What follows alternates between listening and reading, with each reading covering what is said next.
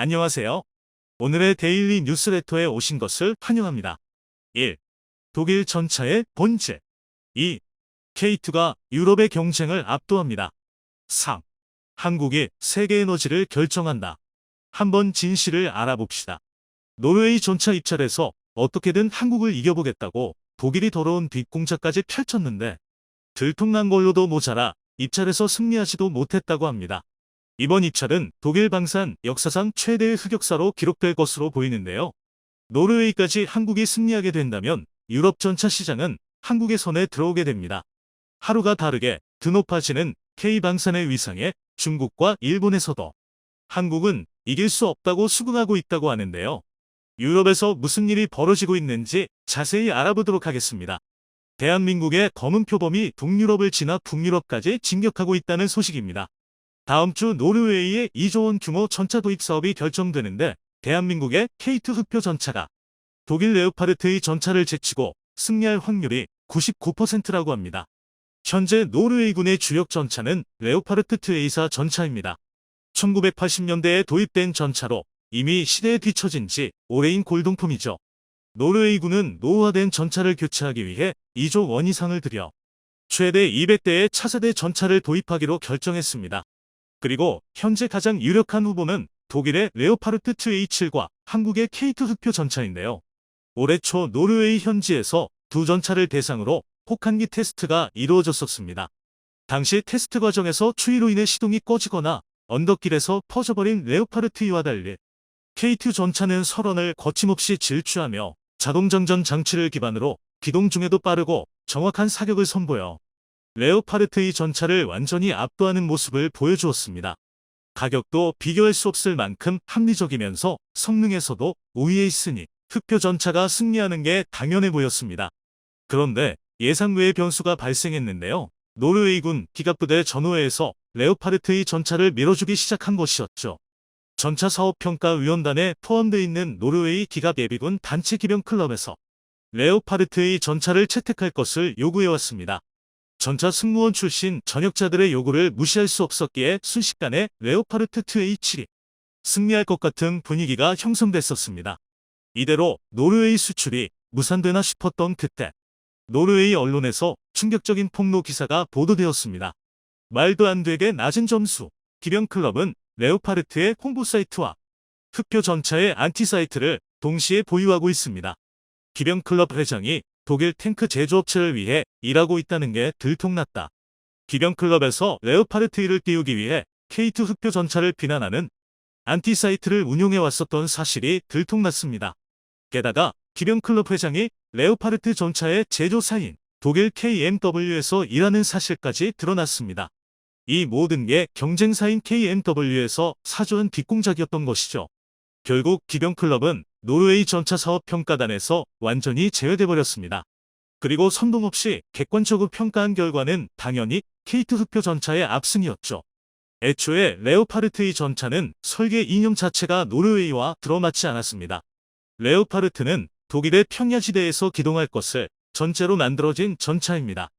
그런 전차를 산악지대가 국토의 70%를 차지하고 있으며 대부분 눈으로 뒤덮인 노르웨이의 지형에서 제대로 운용할 수 있을 리가 없었습니다. 반면 K2는 미군도 학을 때 썼던 한반도의 혹한기를 견뎌내야 하기에 어떤 기후 환경에서도 정상적으로 작동할 수 있도록 설계되었죠. 국토의 대부분이 산악 지형인 건 우리나라 역시 마찬가지이기 때문에 K2 전차는 세계 최고 수준의 산악기동 능력을 갖추고 있기도 합니다. 덕분에 K2 전차는 올해 초 노르웨이에서 실시된 혹한기 테스트에서 설원을 거침없이 질주하여 노르웨이 군 관계자들을 감탄하게 만들었습니다. 그리고 최근 노르웨이 K2 전차 수출을 추진하고 있는 현대로템과 노르웨이 최대 방산기업 콩스버그가 MOU를 체결하여 K2 전차에 탑재될 RCWS를 공동 개발하게 되었다는 소식이 들려왔습니다. 콩스버그는 세계 최고 수준의 방위 기술력을 가지고 있는 기업으로 F-35 전용 합동 타격 미사일 JSM을 개발하기도 했었습니다. 또한 원격사 격통제 체계 RCWS 기술에 있어 세계 1위를 달리고 있는 기업이기도 합니다. 현재 한국군은 장갑차의 외부에 노출된 사격 무기를 전부 RCWS로 교체하는 사업을 진행 중인데 총 사업 규모가 5조가 넘을 것으로 예측되고 있습니다. 여기에 현대로템이 세계 1위 콩스버거와 협력해 RCWS 사업에 도전하겠다는 것이죠. 콩스버거뿐만 아니라 세계적인 수준의 탄약 제조회사인 남모와 K2 전차용 신형 120mm 탄약 개발 계약을 체결하기도 했습니다. 남모는 미군 제식 탄약을 개발할 정도로 뛰어난 기술력을 가지고 있어 유럽 시장 판촉에 유능한 파트너가 되어줄 것으로 기대받고 있습니다. 이렇듯 노르웨이 유력 방산 기업들과의 계약이 이루어지면서 노르웨이의 차세대 전차는 K2가 되는 게 기정사실로 받아들여지고 있습니다. 이번 사업에서 한국이 내세운 또 하나의 장점은 독일과는 비교도 되지 않는 납품 속도였습니다. 현대로템은 노르웨이에 6개월 안에 24대의 K2 전차를 보내줄 수 있다고 제안했다고 합니다. 세계 어느 방산기업과 비교해도 말도 안 되게 빠른 속도이죠. 심지어 노르웨이에 앞서 계약을 맺은 폴란드에 수출돼 K2 전차는 한 달 만에 출고되어 최종 테스트를 거치고 있다고 합니다. 현재 창원 공장에 마련된 최종 검사장에서 시속 70km 주행 테스트, 포신 0점 조절, 수심 4m 잠수도와 시험 등 각종 종합검사를 실시하고 있습니다. K2 전차는 철저한 품질 검증을 거쳐 올해 안에 20대가 폴란드로 향하게 됩니다. 처음 폴란드와 대규모 계약을 맺을 때만 해도 한국이 저 많은 물량을 공급할 수 있냐는 의심의 눈초리를 받았어야 했습니다. 하지만 한국은 한 달 만에 완성된 전차를 선보이며 충분한 능력이 뒷받침된 자신감이었단 걸 증명해냈습니다. 현재 창원 공장에서 한 달에 2에서 3대의 K2 전차가 생산되고 있습니다. 계약 이전부터 우리 군의 전차 수요를 충당하기 위해 생산 라인이 계속해서 돌아가고 있었던 덕분이죠. 현대로템은 늘어난 주문을 감당하기 위해 직원 수백 명을 새롭게 뽑고 전차 생산 라인을 늘려나갈 계획이라고 합니다. K2 전차의 노르웨이 도입이 확실시되는 지금에도 몇몇 해외 네티즌들은 왜요? 나라 독일이 아닌 한국에서 전차를 사오는지 이해하지 못하겠다는 반응을 보여주고 있기도 합니다. 부디 지구 반대편에 있는 나라에 의존하는 게 현명한 일인 걸까? 독일이 더 안전한 선택지라고 생각해. 그러자 또 다른 노르웨이 네티즌들이 이를 반박하고 K2 전차를 옹호하고 나섰는데요. 현대는 전 세계의 창고를 보유한 글로벌 해운 기업입니다. 가장 빨리 구매하려면 더 나은 옵션이 많지 않습니다. 전차 도입 사업은 이미 너무 많은 시간을 잡아먹었고 독일에서는 퇴역 수순을 밟고 있는 구식 레오파르트 2H를 고려하는 건 말도 안 되는 일입니다. 한국은 8개월 이내에 24대의 새로운 전차를 인도할 것을 보장하고 있습니다. 장난질을 멈추고 계약을 체결하여 기갑부대를 현대화해야 합니다. 이처럼 노르웨이 내부에서도 레오파르트 전차에 대한 시선이 곱지 못한 것으로 보이는데요. 독일이 유럽에서 레오파르트 2를 두고 갑질을 해온 것은 이미 유명한 사실입니다. 원래 레오파르트 2 전차 개량형을 도입하려 했던 폴란드가 갑자기 한국의 전차를 구매하고 나선 데에는 다 이유가 있었죠. 2015년 당시 폴란드는 노후화된 주력 전차인 레오파르트 2의 개량 사업을 진행하게 되었습니다. 2020년까지 폴란드 개량형인 레오파르트 2PL 128대를 인도받을 예정이었으나 기한이 다 됐는데도 단 한 대의 전차도 폴란드에 도착하지 않았었습니다. 결국 인도 기한은 2023년으로 밀려나 버렸고 사업비도 폴란드가 당초 예상했던 금액에서 갑절이나 늘어버렸습니다. 거기에 2021년 12월 말에 겨우 20대의 레오파르트 2 전차가 인도되었는데 대부분 차체에 균열이 있어 불량 판정을 받았었고 독일에서 기술 이전을 해주지도 않아 자체적으로 수리할 방법도 없었죠. 그것도 모자라 차세대 전차 개발 프로젝트에서 폴란드를 배제해버려 폴란드인들의 분노는 극에 달했었습니다. 하지만 유럽 방산 시장을 독일이 독점하고 있었기 때문에 더럽고 치사해도 참고 넘길 수밖에 없었습니다. 그런데 한국의 K2 전차라는 훌륭한 성능의 가격도 합리적이며 품질 보증까지 된 제품이 등장하자 전 유럽이 한국 무기에 열광하고 있는 상황입니다. 폴란드를 시작으로 각국에서 레오파르트 전차를 대체하기 위해 한국 전차를 주목하고 있는데요. 우리의 VAP 고객 폴란드에서 열심히 유럽 마케팅을 거들어주고 있습니다. 얼마 전 폴란드 여당 대표 야로슬라프 카진스키는 한국은 아주 좋은 파트너로서 한국이 생산하는 무기가 매우 우수하다는 기본 사실에는 변함이 없다고 말하기도 했습니다. 노르웨이까지 한국 방산이 점령하며 한국 방산이 세계에서 차지하는 위상이 드높아지고 있습니다. 지난 6일 홍콩의 사우스 차이나 머닝 포스트는 한국이 주요 무기 수출국으로 급부상함에 따라 조만간 세계 4위의 방산대국이 될 것이라고 보도했습니다. 폴란드 수출 계약과 각국에서 쏟아지는 한국 무기 구매 요청으로 역대 방산 수출 기록이 매일 갱신되고 있습니다. 정부 연구기관에 따르면 연말까지 한국의 수출액이 독일과 중국을 넘어설 전망이라고 하는데요. 국무총리실 산하 국가정책연구원인 산업경제연구원 기에는 최근 호주, 말레이시아, 노르웨이, 사우디아라비아와의 수출 계약이 올해 말까지 마무리되면 올해 방산 수출액은 정부 목표인 150억 달러를 넘어 200억 달러 이상에 이를 가능성이 있다고 밝혔습니다. 이렇게 될 경우 한국이 독일과 중국을 제치고 세계 4위의 방산대국의 자리에 오르게 되는 것입니다. 이러한 소식에 아니나 다를까 일본과 중국에선 질투의 찬비난이 나오고 있는데 의외로 한국이 대단하다고 순순히 인정하는 사람들도 있습니다. 아시아 최대 방산 수출국이라고 하면 강해 보이기도 하고 대국으로서 어울린다는 느낌도 든다. 한국을 비판하면서 일본은 대단하다고 생각하는 사람들이 많다. 한국은 모든 분야에서 일본보다 3보 앞서가고 있는데 현재 상황을 유지하는 게 좋다고 강력히 주장하는 사람이 많아서 놀랍다. 유감스럽지만 모든 면에서 한국에게 지고 있다. K방산이 세계 무기시장을 주도하는 명품 브랜드로 자리 잡고 있습니다. 하지만 지금이 과도기라는 것을 잊지 말아야 합니다. 단순히 많이 팔린다고 만족한다면 어느새 뒤처지기 마련입니다. 세계 최강의 전차를 개발했다고 자화자찬하던 독일이 바로 그 일이죠. 한국이 세계 무기시장의 트렌드를 주도해 나가기 위해서 기술 혁신이 계속해서 이루어져야 할 것입니다. 오늘도 보이지 않는 곳에서 구슬땀을 흘리는 기술진들의 노력이 있기에 고부가 가치 선박인 에커천 영가스 LNG 운반선 시장에 중국 조선업체들이 뛰어들고 있습니다. LNG 운반선은 한국 조선업계가 강점을 보이지만 중국 업체들은 가격 경쟁력을 무기로 시장 점유율을 늘리고 있습니다. 최근에는 프랑스 GTT의 지원을 받아 한국 조선업체들이 장악하고 있는 초대형 LNG 운반선 진출에도 속도를 붙이고 있습니다. 그런데 이런 상황에서 한국 기업들이 최근 LNG 운반선 관련 계약을 파기하기 시작했다는 사실이 알려지고 있습니다. 일반적으로 이를 사업자가 기존 계약을 포기하는 것은 후발주자에게 기회가 될 수도 있겠지만 조선업에서는 전혀 다른 모습이 펼쳐지고 있습니다. 대우조선해양이 최근 6천억 원 규모의 LNG 운반선 2척에 대한 계약을 해지했습니다. 하지만 회사 측은 러시아 리스트와는 다른 성격의 사안이며 오히려 이번 계약 해지가 호재가 될 수 있다고 말합니다. 13일 조선업계에 따르면 대우조선해양은 유럽 지역 선주와 6,495억 원 규모의 LNG 운반선 2척 계약을 해지한다고 공시했습니다. 해지 사유로는 선주 측 계약 조건 미이행에 따른 계약 무효를 들었습니다. 해당 계약은 올해 7월 체결된 것으로 당시 환율은 1달러에 1,312원이었습니다. 계약이 선주사 사정으로 3개월 만에 무산된 것은 다소 드문 사례입니다. 대우조선해양은 선주사 이름을 공개하지 않았지만 해외에서는 해당 업체가 노르웨이 에즈 마리타임 홀딩인 것으로 알려졌습니다.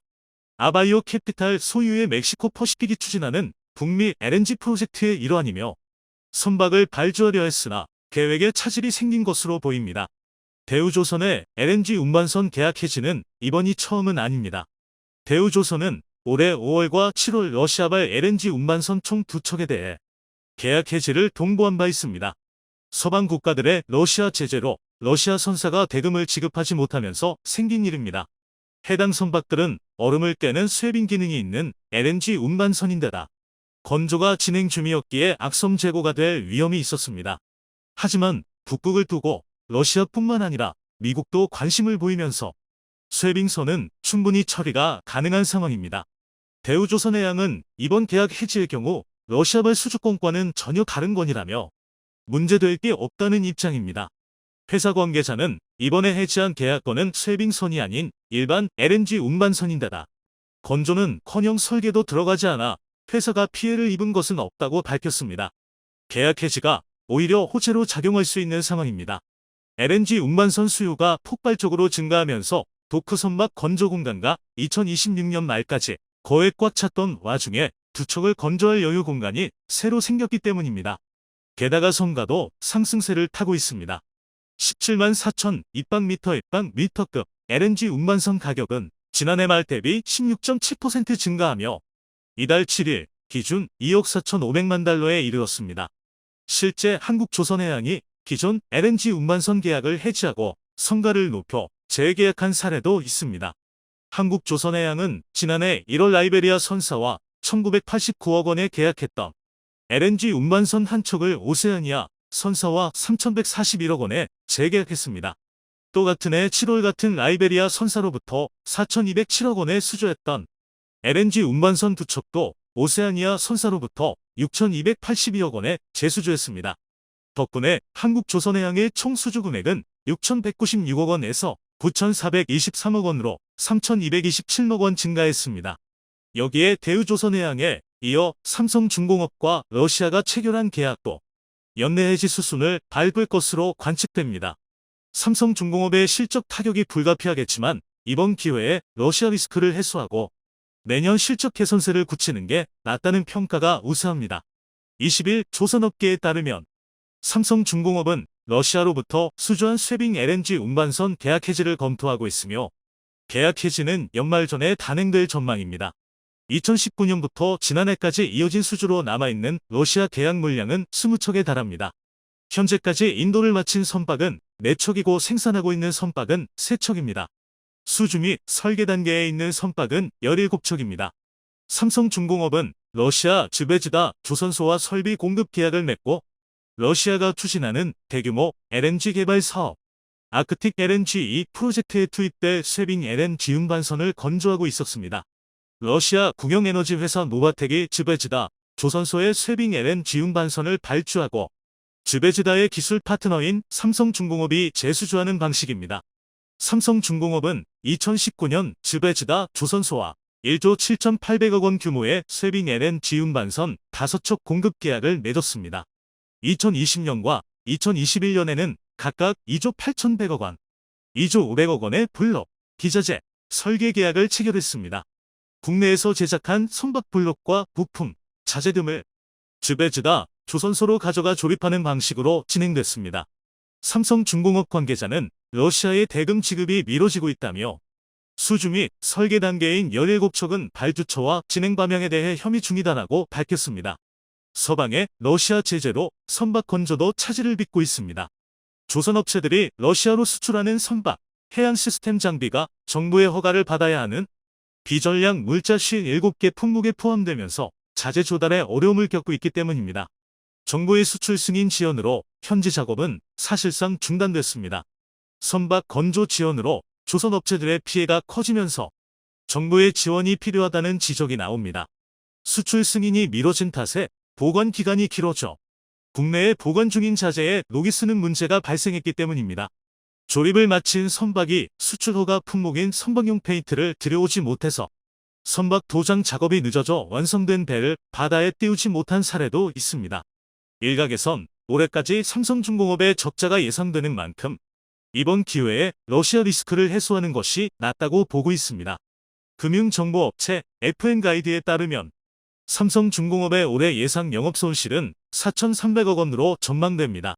오는 2023년부터는 1,400억 원의 영업이익으로 흑자 전환할 전망으로 오는 2024년엔 3,800억 원의 이익을 기록할 것으로 기대됩니다. 러시아와의 계약이 해소되면 그만큼 선박 생산을 더 할 수 있는데 이렇게 되면 중국의 선박 건조를 맡긴 기업들이 다시 한국으로 향할 가능성이 높습니다. 프랑스의 GTT가 중국 조선사들에게 기술 면허를 내주기는 했지만 여전히 중국의 기술력에 대한 신뢰는 낮습니다. 선주들은 중국 조선소에 배를 맡기면서도 핵심 부품 등은 한국산을 이용할 것을 요구하고 있습니다. 중국은 최근 세계 최대 규모의 LNG 저장 기지를 만들었다고 대대적으로 홍보에 나섰습니다. 중국 국영 중국해양석유총공사누의 LNG 저장 기지는 지난달 26일 카타르에서 온 LNG 수송 선박을 맞으면서 첫 가동을 시작했습니다. 중국 매체들은 중국 공산당 20기 전국 대표 대회를 앞두고 인프라 건설에 있어 신기록을 세우는 중대한 프로젝트라고 치켜세웠습니다. 쉬빈 장수, 눅 부서기 부총재는 LNG는 업계에서 인정받는 청점 녹색 에너지라며 이곳은 LNG 저장, 유통 인프라, 수송 등 기능뿐 아니라 냉난방 에너지 발전, 수소 추출 등 기능을 갖춘 녹색 청정 에너지 허브라고 설명했습니다. 누군 130억이 만약 2조 6,200억 원을 투자해 현재 1기 프로젝트 가운데 22만 KL 급의 저장 탱크 4기를 최근 완공했고 27만 KL급 6기를 내년에 추가로 가동할 예정입니다. 설립 계획을 세웠을 당시 세계 최대 규모의 저장 탱크가 한국에 있는 20만 KL급이었는데 중국은 무조건 한국보다 큰 규모가 필요하다면서 기지의 규모를 22만 KL급으로 설계를 했습니다. 그런데 중국이 기지를 완공하는 사이 한국가스공사는 지난 2017년 강원도 삼척에 있는 LNG 기지에 27만 KL급 저장 탱크 3기를 세계 최초로 준공했고 당진 LNG 기지에는 27만 KL급 저장 탱크 4기를 2025년 완공할 예정입니다. 중국은 어떻게든 숫자로 한국보다 뛰어나다는 점을 강조하려고 하지만 실상은 한국 기술에 대한 의존도가 높습니다. 한국은 프랑스, 일본에 이어 세계 세 번째며 LNG 저장 탱크 설계 기술을 보유하고 있는 국가입니다. 누군 부품을 96% 이상 중국 국산화에 1억 700만 이안의 비용을 절감했지만 여전히 한국, 독일 등에서 핵심 부품을 수입하고 있는 상황입니다. 현재 중국의 LNG 선박 시장에서 조금이라도 물량을 확보할 수 있는 것은 결국 전적으로 한국의 생산 능력이 한계에 다다랐기 때문입니다. 그런데 한국이 러시아와의 계약을 취소함에 따라 부디 중국의 선박 건조를 맡겨야 할 이유는 없습니다. 그나마 한국에게 거절당한 러시아만이 중국의 선박 생산을 부탁할 수 있는 정도입니다. 여기에 핵심 부품의 경우 한국을 비롯한 서구권 국가에게 공급받는 상황 후 언제든지 중국의 LNG 운반선 생산을 막을 수 있는 상황인 것입니다. 한국 기업들의 과감한 결정이 LNG 운반선 시장에서 한국을 따라잡으려던 중국에게 치명적인 타격을 입힐 것으로 보입니다. 오늘 준비한 영상은 여기까지입니다. 시청해주셔서 감사합니다. 시청자 여러분의 구독과 좋아요는 영상 제작에 큰 힘이 됩니다.